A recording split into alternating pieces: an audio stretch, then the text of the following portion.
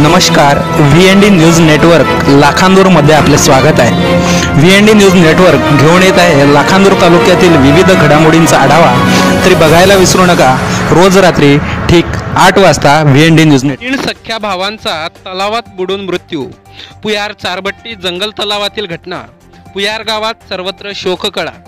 दिवाळी सणाच्या मुहूर्तावर परंपरेनुसार शेळ्या मेंढ्यांच्या अंघोळीसाठी तलावातील खोल पाण्यात उतरले असता खोल पाण्याचा अंदाज न आल्याने एकमेकांच्या बचावात 3 सख्या भावांचा दुर्दैवी मृत्यू झाल्याची घटना घडली।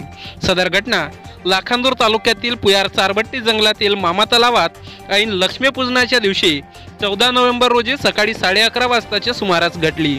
मधुकर नीलकंठ मेश्राम वय 45 वर्ष, सुधाकर नीलकंठ मेश्राम वय 43 वर्ष व प्रदीप नीलकंठ मेश्राम वय 39 वर्ष राहणार पुयार अशी मृत सख्या भावांची नावे आहेत।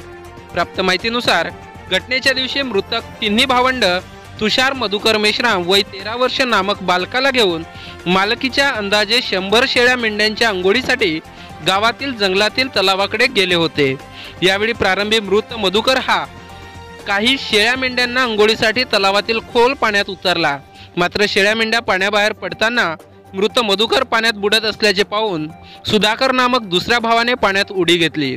मात्र तो देखील बुडताना दिसल्याचे तिसऱ्या प्रदीपने पाण्यात उडी घेतली। मात्र तिघांनाही खोल पाण्याचा अंदाज न आल्याने एकमेकांच्या बचावात तिघांचाही पाण्यात बुडून दुर्दैवी मृत्यू झाला।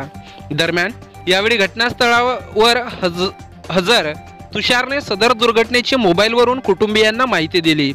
सदर माहिती गावकऱ्यांना होताच गावकऱ्यांनी घटनास्थळी धाव घेत गावातीलच काही ढिवर बांधवांच्या मदतीने तिन्ही मृतदेह तलावातील पाण्यातून बाहेर काढले।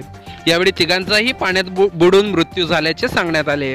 सदर घटनेची माहिती लाखांदूर पोलिसांना होताच येथील सहाय्यक पोलीस निरीक्षक चहांदे यांच्यासह पोलीस नाईक दुर्योधन वकेकार, पोलीस अंमलदार संदीप रोकडे, अनिल साबळे, सैनिक दशरथ सतीबावणे, हुसेन नखाते आदी पोलीस कर्मचाऱ्यांनी घटनास्थळी जाऊन मृतदेह ताब्यात घेत शवविच्छेदनासाठी पाठविले आहेत।